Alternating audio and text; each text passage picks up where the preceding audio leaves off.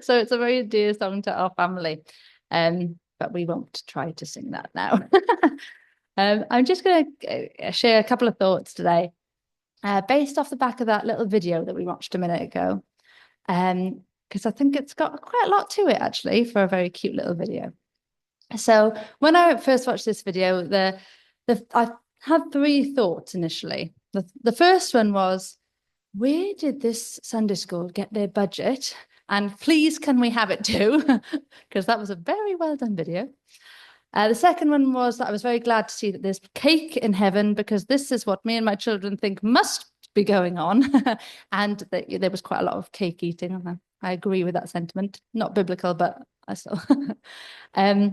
And then the third one was that it was just such a lovely idea to think about what was going on in heaven when that first Christmas happened. And I think the idea of God looking down at us and thinking, oh, guys, what are you doing? This is not what I had planned. It's quite striking, really. And I think it's probably fairly familiar for us.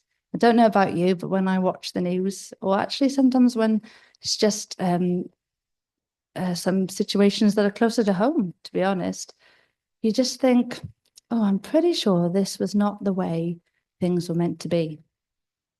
And if you've had kids, you've probably had similar thoughts, maybe on just a really minor level, when you see how your children react to the food that you put before them on the table, or worse still, that is put before them on someone else's table.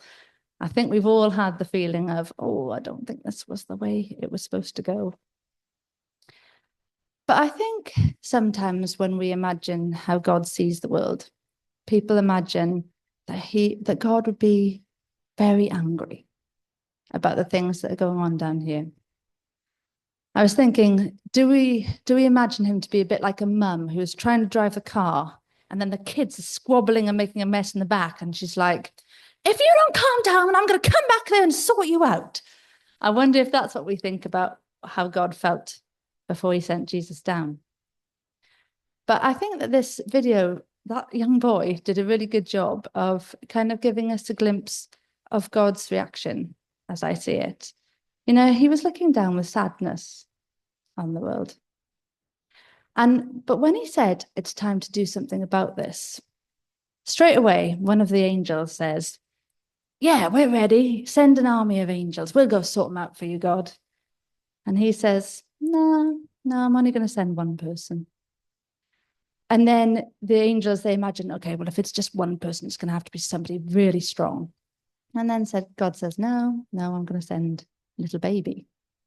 And finally, he reveals that he plans to send his own son to be born among the poor in a stable.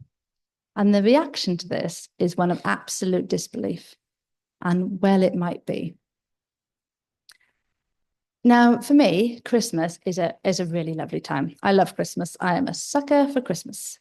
I love buying Christmas presents. I love writing cards. I love Christmas shopping. I love wrapping. I love decorating. I love volunteering at Christmas time. But I definitely understand, as the years go by, that one of the most wonderful things about Christmas is the time that we get to spend with family and friends. When you're younger, we don't always realize that. And, we like the presents, and we like the stuff and the new stuff and the shiny things. And I think it's probably got something to do with the fact that when you're young, we do kind of take our loved ones for granted. They've always been there, and we assume they always will.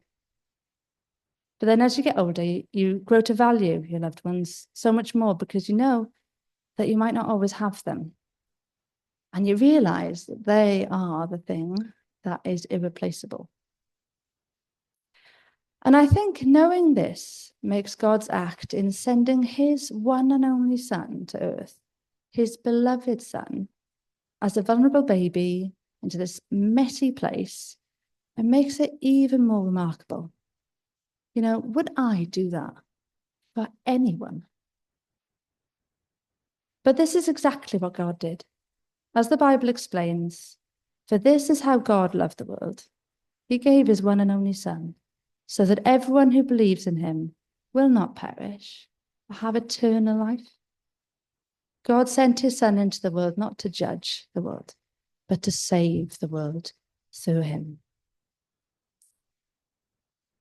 Over all the years that I've known God, and I've been lucky enough to know him my whole life, I've seen that he's not a bad-tempered God.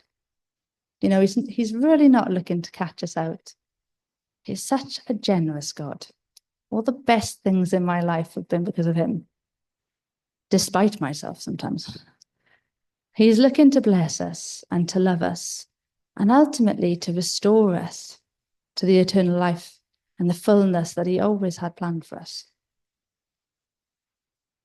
As I was thinking about this, I was reminded of a parable that Jesus himself told when he was an adult.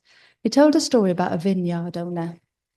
And I think it gives a bit of an insight into how God keeps reaching out to his people. The vineyard owner builds a vineyard and he gets it all ready to be used. And then he leases it out to some tenants and he moves away. When the time comes for the harvest, he sends one of his slaves to the vineyard to collect some of the fruit, some of what is due to him. But the tenants beat up the slave and they send him away empty-handed. And each person that the vineyard owner sends back, they treat like this until he eventually sends his son because he thinks they'll respect him. But the tenants kill the son. The vineyard owner is, of course, God, who made the world in the first place. It is his. The tenants are those who are meant to look after God's world and give him his due in terms of sharing their blessings with him and showing him the respect that he deserves. And the people that are sent to collect the vineyard owner's due are the prophets whom God has sent over centuries, again and again, to remind the people of God of who they are and who God is. And then, of course, the Son is Jesus.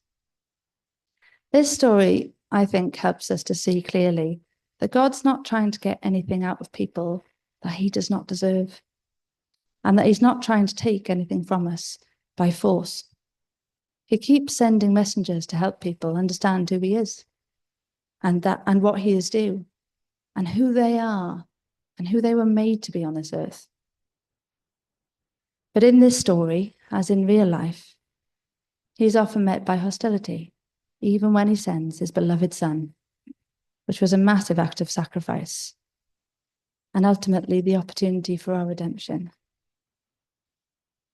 And I just find when we begin to grasp how God has treated us and this great gift, this irreplaceable gift that he's given us, then I think the only possible reaction to it is awe and gratitude. You know, to know that he loved us that much, that he would sacrifice so much for our benefit alone. We can only wonder at it. I really like in this video the way they show the angels. The angels, they really knew what was happening. They knew how massive a deal this was. And they were just so blown away by what was happening and about Jesus being sent to earth and how wonderful the plan was. They just couldn't help but sing. And the other thing I think we can feel, or we should feel when we consider this gift of Christmas, of Jesus, is humility. How can we repay such a gift? I was thinking of a poem by Christina Rossetti, and I think it sums this up quite well. The poem's been set to music. It's now called In the Bleak Midwinter, but it was a poem originally, and this is what she said. What can I give him, poor as I am? If I were a shepherd, I would bring a lamb. If I were a wise man, I would do my part. Yet what can I give? What I give him. I give my heart. The only proper response to this gift is to give ourselves, to give our hearts, to give our all. Because after all, we're only giving back to God what he had and gave us in the first place.